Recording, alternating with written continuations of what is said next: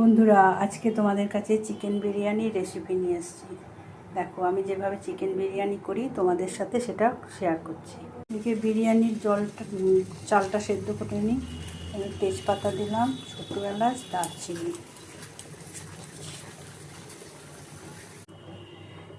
এবার একটা বাটনা করব। বাটনাটার মধ্যে যে রসুন, টমেটো, আদা, পেঁয়াজ, টক দই দিলাম 2 চামচে। এবার কড়া বসালাম। এবার পেঁয়াজ বেরেস্তাটা করে নেব। সাদা তেল দিলাম। দেখো, পেঁয়াজ বেরেস্তাটা হয়ে গেল। এইবারে এই আলুগুলোকে ভেজে নেব এই তেলে।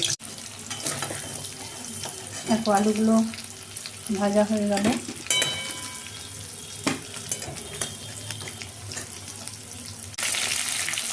চিকেনটাও ভেজে নিলাম একটু লাল লাল করে।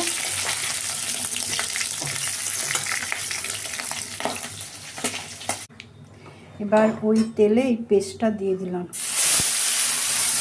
আদা, রসুন, টমেটো। দেখো, এবার একটু ভালো করে কষিয়ে নিই। আর আমার ওদিকে ভাতটা সেদ্ধ হয়ে গেছে, ফ্যান গড়িয়ে নিয়েছি।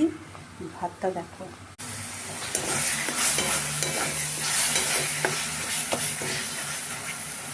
এটা বেশ কষানো হয়ে গেল। এবারে এগুলো সব চিকেন কষাটা হয়ে গেল, চিকেন, আলু, ডিম।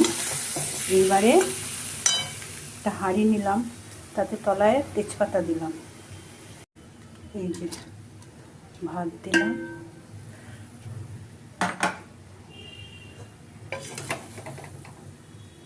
এবারে দেখো, এবার একটুখানি বিরিয়ানির মশলা ছড়াচ্ছি।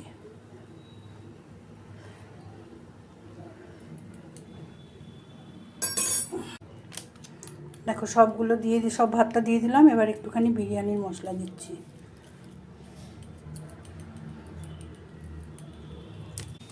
দেখো, ওই ছোটো ঢাকাটা না দিয়ে বড় ঢাকাটা দিলাম, যাতে চাপটা ভালো থাকে। আর এর উপরে একটা শিলনোড়াটা বসিয়ে দেবো। শিলটা বসিয়ে দিলাম, একদম চাপ থাকবে, কোনো গন্ধটা বেরোবে না। আর গ্যাসটা একদম কমিয়ে দিলাম। দেখো বন্ধুরা, আমার চিকেন বিরিয়ানি হয়ে গেল। হেভি গন্ধ ছেড়েছে।